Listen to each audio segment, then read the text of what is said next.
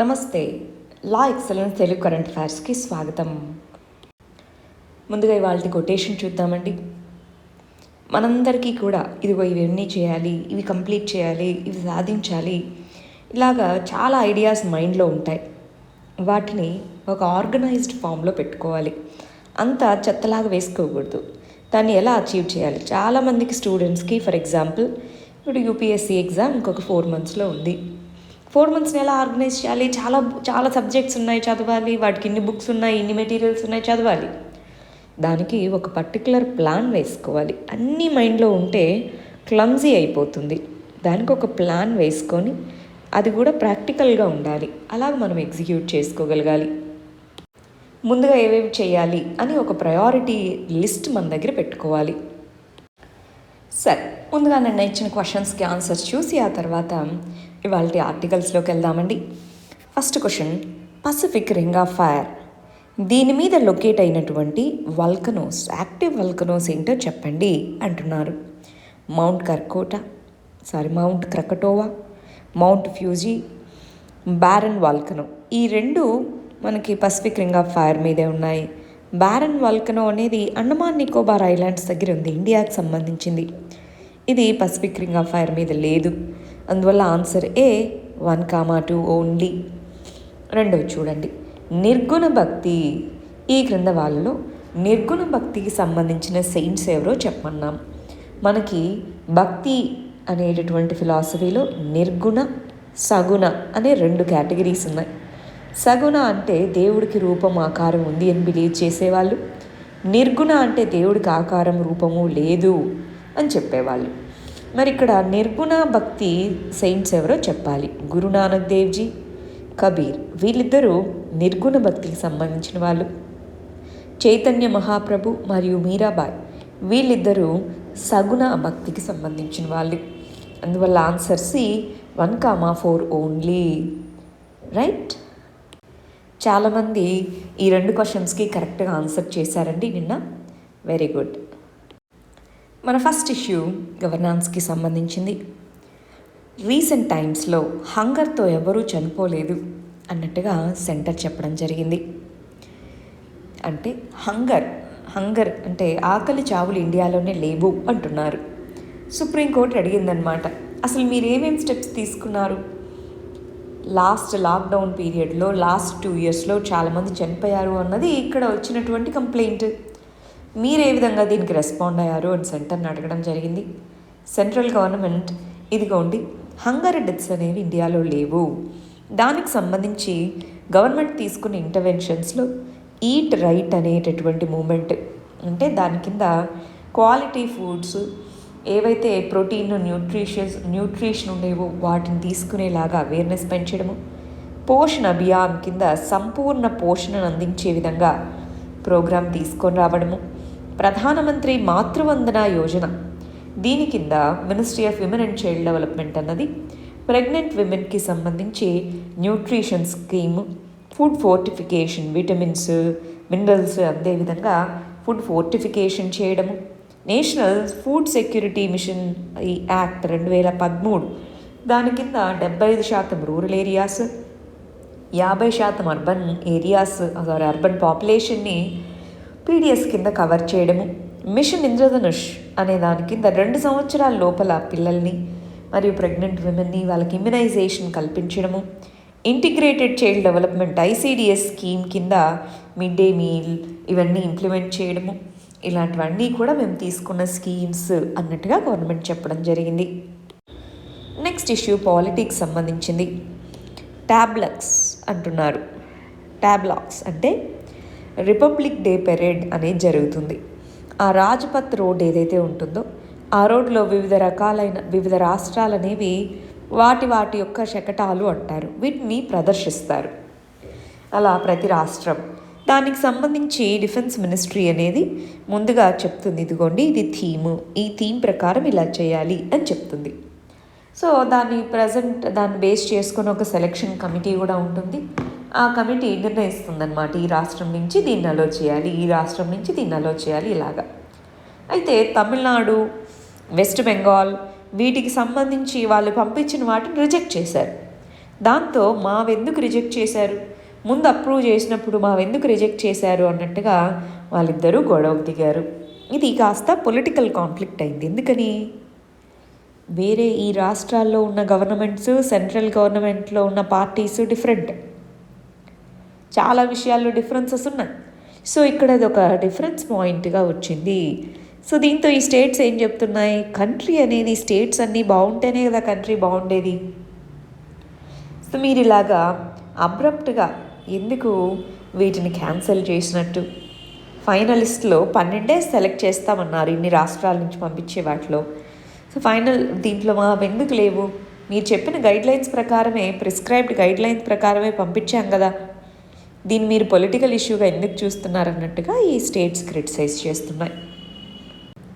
జనవరి 26న వీటిని డిస్ప్లే చేస్తారు. మామూలుగా అయితే పెద్ద లార్జ్ స్కేల్లో సెరమనీ జరుగుతుంది. కొన్ని దేశాల నుంచి ఇన్వైట్ చేస్తారు గెస్ట్లుగా. ఈ ఇయర్ కోవిడ్ కంటెక్స్లో గెస్ట్లు ఎవరూ రావట్లేదు. మామూలుగా అయితే 5 సెంట్రల్ ఏషియన్ కంట్రీస్ యొక్క ప్రెసిడెంట్స్ని పిలిచాం, కానీ ఇప్పుడు వాళ్ళు కోవిడ్ దృష్ట్యా వాళ్ళు రావట్లేదు. ఇంతకుముందు కొన్ని వేల మంది గ్యాదర్ అయ్యేవాళ్ళు ఇక్కడ. సో ఆ సంఖ్య కూడా చాలా చాలా లిమిటెడ్గా ఉండబోతుంది. నెక్స్ట్ ఇష్యూ పాలిటీ మరియు ఆర్ట్ అండ్ కల్చర్కి సంబంధించింది. జల్లికట్టు అనే స్పోర్ట్ అనేది తమిళనాడులో ఫేమస్. సో అది సంక్రాంతి సందర్భంగా నేటివ్ బుల్స్ ఏవైతే ఉంటాయో వాటిని ఉపయోగించి జరిగేటటువంటి కాంపిటేటివ్ స్పోర్ట్ అక్కడ సంక్రాంతి పండుగ సందర్భంగా జరుగుతుంది. మనకి కోళ్ళ పందాలు ఇవి ఎలాగో అక్కడ అలా అనమాట. సో దాంట్లో కొంతమంది గాయపడ్డారు అన్నది న్యూస్, కానీ దానికి సంబంధించిన బ్యాక్గ్రౌండ్ ఏంటి అన్నది మనం తెలుసుకోవాలి. కొన్ని నేటివ్ బుల్స్, పట్టిమాడు, పులికులం, తేనిమలైమాడు, కన్నగేయం ఇలాంటి బుల్స్ని ఈ స్పోర్ట్లో ఉపయోగిస్తారు. వాటికి మంచి న్యూట్రిషియస్ ఫుడ్ అనేది సప్లై చేస్తారు. అంటే మరి ఈ స్పోర్ట్ యొక్క ప్రాధాన్యత ఏంటి అంటే లోకల్ హై క్వాలిటీ బ్రీడ్ని ప్రిజర్వ్ చేయడం. సో ఈ ఓనర్స్ ఎవరైతే వీటిని పెంచుతారో వాళ్ళకి కూడా హై రెస్పెక్ట్ అనేది ఉంటుంది ఈ ఏరియాస్లో. కాకపోతే చాలా లీగల్ ఇష్యూస్ దీనికి సంబంధించి ఉన్నాయి. 2007లో యానిమల్ వెల్ఫేర్ బోర్డ్ అనేది జల్లికట్టు, బుల్ కార్ట్ అంటే ఈ ఎద్దుకు వెనకాల పెద్ద బండ కట్టేసి దాన్ని లాగిస్తారు. సో ఇలాంటి స్పోర్ట్స్ని బ్యాన్ చేయాలి అని చెప్పి సుప్రీంకోర్టుకి వెళ్ళారు. తమిళనాడు గవర్నమెంట్ ఏం చెప్పింది, ఇదిగో అది మా యొక్క ట్రెడిషనల్ స్పోర్ట్, కల్చర్కి సంబంధించింది. సో దానికి యానిమల్ రైట్స్కి ఏమీ ఇది లేదు, మేమేమి యానిమల్ రైట్స్ని వైలేట్ చేయట్లేదు అని చెప్పడం జరిగింది. ఆ తర్వాత 2009లో తమిళనాడు అనేది ఒక చట్టాన్ని తీసుకొని వచ్చి ఇదిగో దానికి ఈ బుల్ ఓవరాల్గా యానిమల్ క్రూయాలిటీ వీటికి సంబంధించి ఇండియాలో చట్టం ఉంది. సో దాన్ని బైపాస్ చేస్తూ దీన్ని దాంట్లో ఇంక్లూడ్ చేయకుండా ఒక చట్టం తీసుకొని వచ్చింది. సుప్రీంకోర్టు అనేది ఇదిగో దాన్ని 2014లో బ్యాన్ చేసింది. 2017లో మళ్ళీ సుప్రీంకోర్టు యొక్క జడ్జిమెంట్ నలిఫై చేసేలాగా ఒక చట్టం తీసుకొని వస్తే దానికి ప్రెసిడెంట్ ఆఫ్ ఇండియా అప్రూవల్ ఇచ్చారు.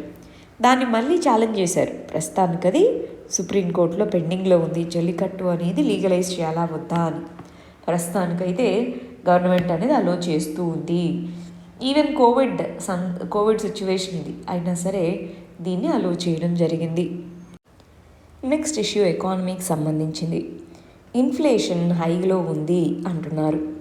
ఇన్ఫ్లేషన్ అంటే ధరలలో పెరుగుదల, వస్తువులు మరియు సేవలు వాటి యొక్క ధరల పెరుగుదలని ఇన్ఫ్లేషన్గా మనం చెప్తాము. ఆ ఇన్ఫ్లేషన్ని మెజర్ చేయడానికి 2 మెయిన్ ఇండికేటర్స్ అనేవి ఉన్నాయి. ఒకటి సిపిఐ కన్జ్యూమర్ ప్రైస్ ఇండెక్స్ అని, 2 డబ్ల్యూపిఐ హోల్సేల్ ప్రైస్ ఇండెక్స్ అని చెప్తాం. వీటిలో సిపిఐ కన్జ్యూమర్ ప్రైస్ ఇండెక్స్ అనేదాన్ని హెడ్లైన్ ఇన్ఫ్లేషన్గా మనం కన్సిడర్ చేస్తాం. హెడ్లైన్ ఇన్ఫ్లేషన్ అంటే ఆ యొక్క ఇండెక్స్ ప్రకారం క్యాలిక్యులేట్ చేసిన ఇన్ఫ్లేషన్ని పాలసీస్ దాని బేసిస్లో తీసుకుంటాము. అందుకే దాన్ని హెడ్లైన్ ఇన్ఫ్లేషన్ అంటాం. కానీ రెండింటినీ క్యాలిక్యులేట్ చేస్తాం. సరే, మరి ఈ సిపిఐ డబ్ల్యూపీ ప్రకారం చూస్తే ఇన్ఫ్లేషన్ రేట్ అనేది ఎక్కువగా ఉంది. కానీ ఇప్పుడు మనకు తెలుసు ఫిబ్రవరి 1 బడ్జెట్ని ఇంట్రడ్యూస్ చేయాలి. మరి దీనికంటే ముందే ఈ ఇన్ఫ్లేషన్ ఎక్కువగా ఉన్నప్పుడు ఏదైనా పాలసీ మెజర్స్ తీసుకొని మనీ సప్లై పెంచితే గ్రోత్ అనేది పెరుగుతుంది కదా అని అనుకుంటేనేమో ఇన్ఫ్లేషన్ ఎక్కువగా ఉంది. అంటే ఒకవైపు ఇన్ఫ్లేషన్, ఒకవైపు తక్కువ గ్రోత్, ఆ రెండింటిని ఎలా బ్యాలెన్స్ చేయాలి? అందుకే ఇక్కడ కనండ్రం అన్నారు. ఇన్ఫ్లేషన్ కనండ్రం అంటే ప్రైసెస్ ఎక్కువ ఉన్నాయి. సో పాలసీ మేకర్స్ ఏదైనా పాలసీ తీసుకొని ప్రజల దగ్గర మనీ సప్లై పెంచితే డిమాండ్ పెరిగి గ్రోత్ పెరుగుతుంది కదా అనుకుంటే ఇంకోవైపు ఇన్ఫ్లేషన్ వస్తుంది. ఇన్ఫ్లేషన్ వస్తే ఏమవుతుంది? వస్తువుల ధరలు పెరుగుతాయి. మన దగ్గర డబ్బులు ఉండొచ్చు, కానీ వస్తువుల ధరలు పెరుగుతాయి. దాని ద్వారా మన దగ్గర ఎక్స్ట్రా డబ్బులున్నా అంతా ఖర్చు అయిపోతుంది. ఇన్వెస్ట్ చేయడానికి డబ్బులు ఉండదు. తర్వాత డిమాండ్ అనేది కూడా తగ్గుతుంది. సో హై ఇన్ఫ్లేషన్ ఉన్నప్పుడు స్లోగా గ్రోత్ అనేది తగ్గుతుంది. సో ఆ కంటెక్స్లో ఈ ఇన్ఫ్లేషన్ని, లో గ్రోత్ని ఎలా బ్యాలెన్స్ చేయాలన్నదే ఇప్పుడు బిగ్ ఛాలెంజ్గా మారింది. నెక్స్ట్ ఇష్యూ ఎన్విరాన్మెంట్కి సంబంధించింది. కేరళలో సిల్వర్ లైన్ ప్రాజెక్ట్ అనేది ఉంది. ఆ ప్రాజెక్ట్ ఎదుర్కొంటున్న క్రిటిసిజం గురించి ఆర్టికల్లో రాయడం జరిగింది. సిల్వర్ లైన్ ప్రాజెక్ట్ అంటే కేరళలోని లాస్ట్ మేజర్ సిటీ అయినటువంటి తిరువనంతపురం నుంచి నార్త్ మోస్ట్ ఉండేటటువంటి కాసర్గోడ్ ఈ ప్రదేశాన్ని కనెక్ట్ చేస్తూ సెమీ హై స్పీడ్ రైల్ అన్నమాట. దాని పేరు సిల్వర్ లైన్ అని పెట్టుకున్నారు. సెమీ హై స్పీడ్ ట్రైన్ అన్నమాట. సరే, మరి సెమీ హై స్పీడ్ ట్రైన్ వేస్తే 12 గంటల జర్నీ పడుతుంది మామూలుగా ఈ ప్రాంతం నుంచి ఈ ప్రాంతానికి. అది 4 గంటలకు తగ్గిపోతుంది. ట్రావెల్ టైము 12 నుంచి 4 గంటలకు తగ్గిపోతుంది. దానికి ల్యాండ్ వచ్చేటప్పటికి 1200 హెక్టేర్ల ల్యాండ్ కావాలి. 200 కిలోమీటర్ పర్ అవర్ ఆ ట్రైన్ వెళ్ళగలదు. 56,000 కోట్ల నుంచి 60,000 కోట్ల రూపాయల కాస్ట్ అవుతుంది. సో ఇలాంటి కంటెక్స్లో దీనివల్ల ఎన్నో రకాల ఎన్విరాన్మెంటల్ బెనిఫిట్స్ ఉంటాయి అన్నది గవర్నమెంట్ చెప్తుంది. ఏమేమి బెనిఫిట్స్ ఉంటాయని? 1, రోడ్డు ట్రాఫిక్ తగ్గుతుంది. మరి ఇన్ని వెహికల్స్ ఇంతసేపు మూవ్ అవ్వకుండా ఎయిర్ క్వాలిటీ అవుతుంది. గ్రీన్ హౌస్ గ్యాసెస్ తగ్గుతాయి. నాయిస్ తగ్గుతుంది. ల్యాండ్ రిక్వైర్మెంట్ అనేది హైవే వేయడం కంటే దీనికి చాలా తక్కువ. అదేవిధంగా ఫాస్ట్గా యాక్సెసిబిలిటీ ఉంటుంది. టూరిజం ఇలాంటివన్నీ పెరుగుతాయి. జాబ్ ఆపర్చునిటీస్ పెరుగుతాయి. ఇవన్నీ పాజిటివ్స్, కరెక్టే కదా? ఇవన్నీ పాజిటివ్స్. కానీ నెగిటివ్ ఇంపాక్ట్స్ ఏంటి? ఇది కేరళ అనేది మరి మౌంటనస్ ప్రాంతము, వెస్ట్రన్ ఘాట్స్ అంటాం. పశ్చిమ కనుమలు అనేవి దీని గుండా వెళ్తాయి. మరి ఈ మౌంటనస్ ప్రాంతము, ఈ వెస్ట్రన్ ఘాట్స్ గుండా ఈ రైల్వే లైన్ వేయాలి అంటే కాస్ట్ అనేది హ్యూజ్గా అవుతుంది. ఒకటోది. రెండోది ఫ్రజైల్, ల్యాండ్ స్లైడ్స్ ఇలాంటివి జరగచ్చు. సో ఆల్రెడీ వెస్ట్రన్ ఘాట్స్ అనేవి ఎకలాజికల్ సెన్సిటివ్ జోన్గా గుర్తించాలి అని వాటికి సంబంధించి ఎన్నో కమిటీస్ అనేవి రికమెండ్ చేసినప్పుడు మళ్ళీ ఈ విధమైనటువంటి ప్రాజెక్ట్స్ ఎందుకు అనేది ఇక్కడ చెప్తున్నటువంటిది. మాధవ్ గాడ్గిల్ కమిటీ, కస్తూరి రంగన్ కమిటీ, ఇలా ఎన్నో కమిటీస్ అనేవి వెస్ట్రన్ ఘాట్స్ యొక్క ఎకలాజికల్ ప్రొటెక్షన్ ఉండాలి అని చెప్తున్నప్పుడు ఇలాంటి ప్రాజెక్ట్స్ అనేవి యాంటీ డెవలప్మెంట్ అవుతాయి అన్నది కొంతమంది వాదన. లేదు, ఇన్ని రకాల బెనిఫిట్స్ ఉంది కాబట్టి ఇది ఒక డెవలప్మెంటల్ ప్రాజెక్ట్ అన్నది గవర్నమెంట్ యొక్క వాదన. అంటే డెవలప్మెంట్ వర్సెస్ నేచర్ అనొచ్చా? డెవలప్మెంట్ కావాలా, నేచర్ని ప్రొటెక్ట్ చేయాలా? డెవలప్మెంట్ విత్ నేచర్ ఉండాలి అంటే ఇక్కడ కొన్ని ఆల్టర్నేటివ్స్ చెప్తున్నారు. దీని బదులు డ్రింకింగ్ వాటర్, ఎన్నో వాటిలో ఇన్వెస్ట్ చేయొచ్చు కదా. డెవలప్మెంట్ అంటే ఇలాంటి హై స్పీడ్ రైలు ఉండడమే డెవలప్మెంటా? సోషల్ డెవలప్మెంట్కి కేరళ అనేది ఎగ్జాంపుల్ కదా. ఎకనామిక్ ఇన్ఫ్రాస్ట్రక్చర్ ఇది. సోషల్ ఇన్ఫ్రాస్ట్రక్చర్ మీద ఇంకా ఎక్కువ ఇన్వెస్ట్ చేయొచ్చు కదా. ఇవి ఇక్కడ అడుగుతున్న క్వశ్చన్స్. ఇక్కడ ఆర్టికల్లో ఇచ్చిందే మనం కంక్లూజన్గా తీసుకోవాల్సిన అవసరం లేదండి. మీకు మీ ఒపీనియన్ మీరు బిల్డ్ చేసుకోవడానికి ప్రయత్నించండి. ఇక్కడ 2 సైడ్ల నుంచి చూస్తున్నాం. నెక్స్ట్ ఇష్యూ ఇంటర్నేషనల్ రిలేషన్స్కి సంబంధించి. యెమెన్ అనే కంట్రీలో మరి చాలా సంవత్సరాలుగా మనకి వార్ లాంటి సిచ్యువేషన్ అనేది ఉంది. సివిల్ వార్తో వార్ అనేది మొదలైంది. మరి ఈ కంటెక్స్లో రీసెంట్గా యుఏఈ, యునైటెడ్ అరబ్ ఎమిరేట్స్ అనే కంట్రీకి సంబంధించిన ట్యాంకర్స్ మీద ఈ యెమెన్కి సంబంధించిన రెబల్స్, హౌతీ అనే రెబల్స్ అటాక్ చేశారు. ఆల్రెడీ మనం లాస్ట్ వీడియోలో చూసాం. సో ఈ హౌతీ అనే రెబల్స్ అటాక్ చేయడం జరిగింది. ఈ కంటెక్స్లో సౌదీ అరేబియా మళ్ళీ వీళ్ళ మీద అటాక్ అన్నమాట. ఈ రెడ్ కలర్లో ఉన్న ఏరియా మొత్తం ఈ రెబల్స్ కంట్రోల్లో ఉంది. మారిబ్ ఈ ప్రాంతం అనేది ఈ సౌదీ అరేబియా ప్లస్ ఇంకొన్ని కంట్రీస్ యొక్క కొయిలీషన్ గవర్నమెంట్ చేతిలో ఉంది. సో ఇప్పుడు ఈ మారిబ్ అనే దానికోసం మళ్ళీ ఇటు వీళ్ళ సైడ్ నుంచి ఇటు వీళ్ళ సైడ్ నుంచి కాన్ఫ్లిక్ట్ జరుగుతూ ఉంది. ఇప్పుడు ఎవరైతే మారిబ్ అనే ప్రాంతాన్ని వాళ్ళ కంట్రోల్లోకి తీసుకుంటే ఎవరు విన్ అవుతారని తెలిసిపోతుంది. ఆల్రెడీ దాని యొక్క క్యాపిటల్ అయిన సనా, ఇలా మేజర్ సిటీస్, పోర్ట్ సిటీస్ కూడా హౌతీ రెబల్స్ చేతిలోకి వచ్చేసాయి. ఈ మారిబ్ సిటీ ఎవరి చేతిలో ఉంటుందనేదే ఇప్పుడు ఇంపార్టెంట్. ఎందుకంటే పాపులేషన్ అంతా ఎక్కువ ఇక్కడ ఉంది. ఇదంతా చాలా తక్కువ పాపులేషన్ ఉండే ఏరియా. ఇదే ఇంపార్టెంట్ సిటీ. ఇక్కడ ఈ సిటీ ఎవరి కంట్రోల్లో ఉందన్నదే ఇంపార్టెంట్. అందుకే ఇక్కడ ఫైట్ ఓవర్ మారిబ్ అనేది మరి ఏ విధంగా ఎవరు కాన్ఫ్లిక్ట్లో ఎవరి చేతిలో మొత్తం పవర్ ఉండబోతుంది అన్నది ఇక్కడ తెలుస్తుందన్నమాట. ఈ కంటెక్స్లో ఇదిగోండి హౌతీ అటాక్ అనేది యుఏఈ మీద జరగడం జరిగింది. అది రీజనల్ ఇన్స్టెబిలిటీని థ్రెటన్ చేస్తుంది. ఓవరాల్గా Saudi Arabia, group of countries అనేవి మొత్తం దీని మీద అటాక్ చేయడం జరిగింది. సో మరి ఏ విధంగా ఈ యెమెన్ అనే దాంట్లో పీస్ అనేది ప్రివేల్ అవ్వబోతుంది. ఆల్రెడీ కరోనాతోనూ దానికి ముందు సివియర్ ఫెమైన్తోనూ చాలామంది చనిపోయి ఉన్నారు. సో ఇది ఆ మారిబ్ అనే ప్రాంతాన్ని ఎవరు కంట్రోల్లోకి తెచ్చుకుంటారనే దాన్ని బట్టి ఉంటుంది. ఇండియా ఏమో ఈ డ్రోన్ అటాక్స్ ఏవైతే హౌతీ రెబల్స్ చేయడం జరిగిందో అది అన్యాక్సెప్టబుల్ అన్నట్టుగా చెప్పింది. మన ఇండియన్ సిటిజన్స్ చనిపోయారు, అన్యాక్సెప్టబుల్ అని చెప్పడం జరిగింది. నెక్స్ట్ ఇష్యూ సోషల్ ఇష్యూస్కి సంబంధించింది. మెరైటల్ రేప్, జెండర్ న్యూట్రల్ చట్టాలు అనేవి NCW national commission for women ఇది చేపట్టినటువంటి కన్సల్టేషన్లో ఆ రెండు ఇష్యూస్ వచ్చాయి అని చెప్తున్నారు. నేషనల్ కమిషన్ ఫర్ విమెన్ ఇది స్టాట్యూటరీ బాడీ.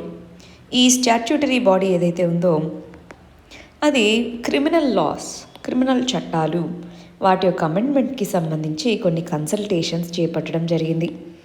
ఈ క్రిమినల్ చట్టాలు ఆల్రెడీ ఉన్న చట్టాల్లో అమెండ్మెంట్స్, కొత్త ఇష్యూస్ ఏవైతే ఉన్నాయో న్యూ ఇష్యూస్ వాటిని అరైజ్ అయిన వాటిని అడ్రస్ చేయడం కోసం. వాటిలో మ్యారిటల్ రేప్ అంటే ఏంటి, మ్యారేజ్ అయినటువంటి కపుల్ వాళ్ళ మధ్యలో ఫోర్స్ఫుల్ సెక్స్ అనే దాన్ని మ్యారిటల్ రేప్గా డిస్క్రైబ్ చేస్తాము.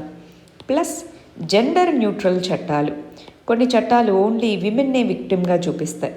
సో అలా కాకుండా జెండర్ న్యూట్రల్ చట్టాలు అనేవి ఉండాలి, అది ఇంకొక డిస్కషన్. అదేవిధంగా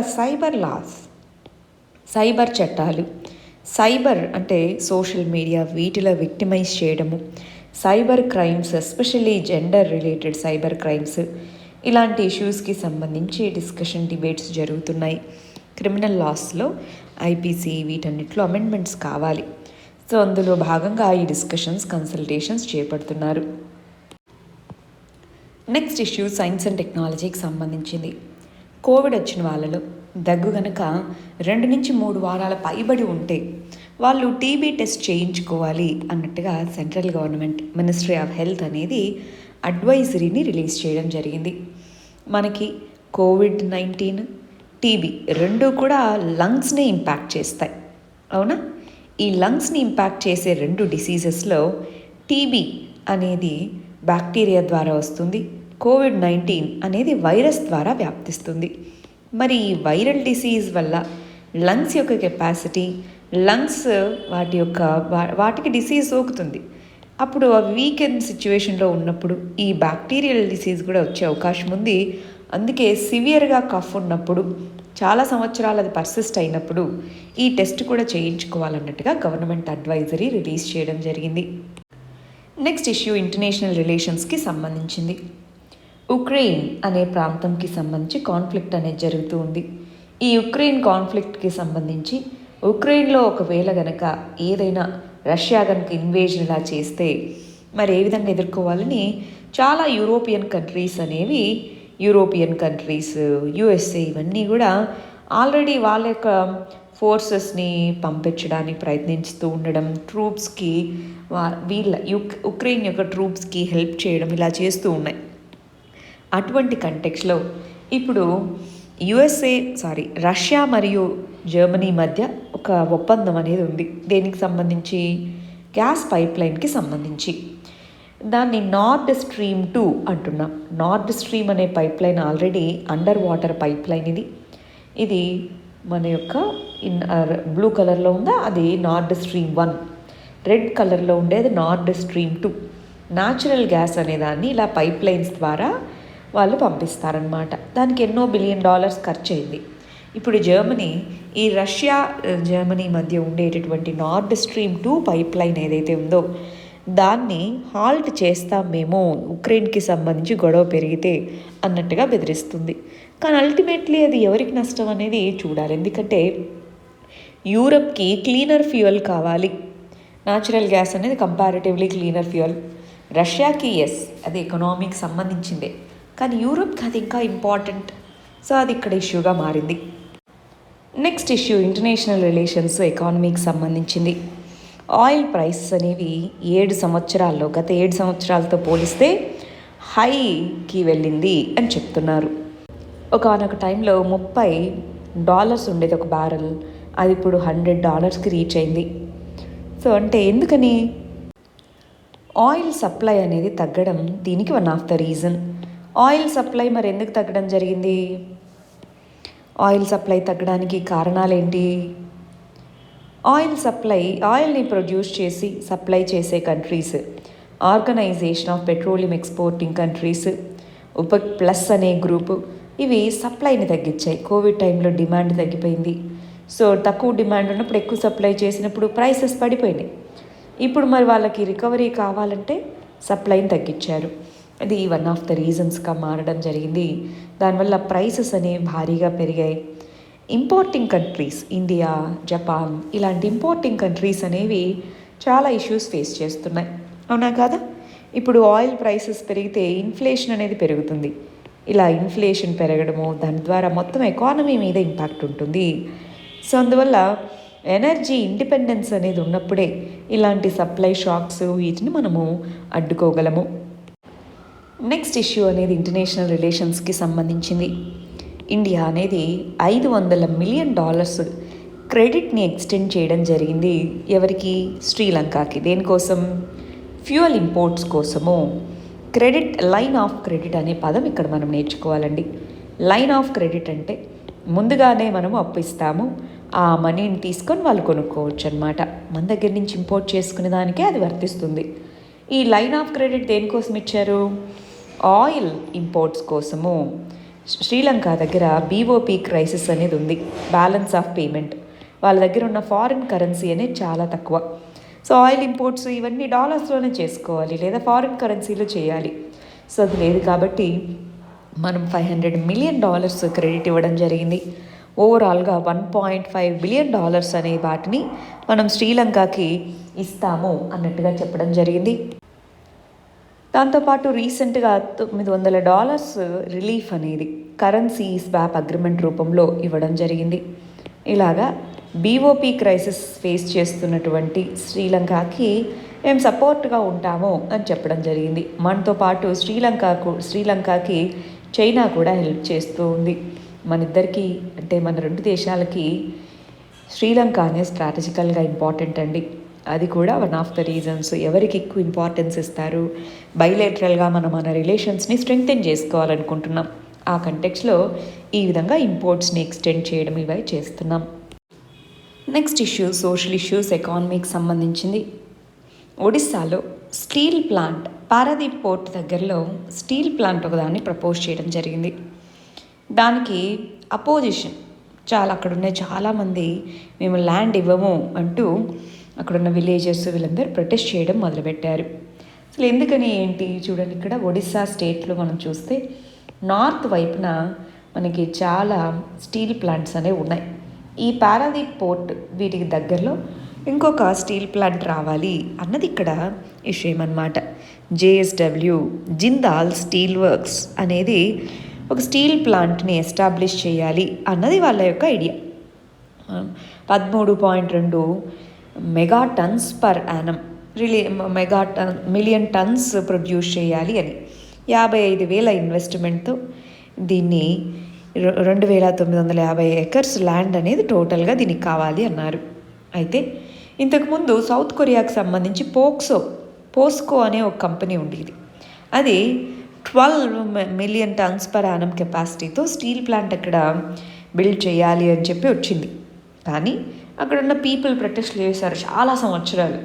దాంతో ఆ స్టీల్ ప్లాంట్ ఐడియాని పక్కన పెట్టేసి వాళ్ళు వెళ్ళిపోయారు. ఇప్పుడు మళ్ళీ అదే ప్రాంతంలో వచ్చింది. అయితే అక్కడ ఉన్న వాళ్ళు ఏమంటారు, మీరు స్టీల్ ప్లాంట్ కడతారు, కొంతమందికి ఉద్యోగాలు ఇస్తారు, కానీ ఇదే ల్యాండ్ మాకుంటే అక్కడ బీటర్ లీఫ్ అంటే తమలపాకులు అంటాం, తమలపాకుల కల్టివేషను, ఫిషింగ్, ఫార్మింగ్, వరి పంట పండిస్తాము, ఈ ల్యాండ్ మాకు చాలా చాలా ఫర్టైల్ ల్యాండ్, మాకు ఇంపార్టెంట్, అలాంటప్పుడు మేము ఎందుకు ఇస్తాం మీకు ఈ ల్యాండ్, అది అక్కడున్న వాళ్ళ ప్రొటెస్ట్ అనమాట. అందుకే ల్యాండ్ అక్విజిషన్కి ఈ వీళ్ళు ఒప్పుకోవట్లేదు. సరే, మనం నిన్న ఇచ్చిన క్వశ్చన్కి మన వాళ్ళ ఆన్సర్ రాశారు, అది ఒకసారి చూద్దామండి. గ్లోబల్గా ఎక్కడెక్కడ వోల్కనిక్ ఎరప్షన్స్ 2021లో జరిగాయి, దాని ఇంపాక్ట్ ఏంటి అని అడిగాం. ఇదిగోండి, ఇక్కడ మీరు రాయాలండి. జస్ట్ ఇప్పుడు దానికి 5 మార్కులు దీనికి 5 మార్కులు ఉన్నప్పుడు మరి ఒక్క లైన్కి మనం 5 మార్క్స్ ఇవ్వలేరు కదా. ఎస్ఆర్ను వాళ్ళు అడిగింది ఇది ఇంపాక్ట్, ఇదంతా వాళ్ళు అడగలేదు. వాళ్ళు అడిగినవే ఎక్కడెక్కడ గ్లోబల్గా జరిగాయి, దాని ఇంపాక్ట్ ఏంటి అని, వీటినే మీరు రాయాలి. ఆ తర్వాత ఈ ఇంపాక్ట్స్ అనేవి కొంచెం ఎలాబొరేటివ్గా రాయాలి. ఇదంతా మీరు కంక్లూజన్లో 2-3 లైన్స్లో రాయాల్సిందంతే. ఇదే మేజర్గా రాయాలి. సో జాగ్రత్తగా అడిగినప్పుడు వాళ్ళు ఏమడిగారు అన్న దాన్ని స్కోపింగ్ అంటారు, దాన్ని బేస్ చేసుకొని చూసుకొని రాయాలి. సరేనా? ఇది ఇవాళ మన మెయిన్స్ క్వశ్చన్ అండి. ఇవి మన ప్రిలిమ్స్ క్వశ్చన్స్. వీటికి ఆన్సర్స్ కమెంట్ సెక్షన్లో ఇవ్వండి. రేపు మనం వీటి కరెక్ట్ ఆన్సర్స్ ఏంటో చూద్దాం. All the very best. Thank you very much.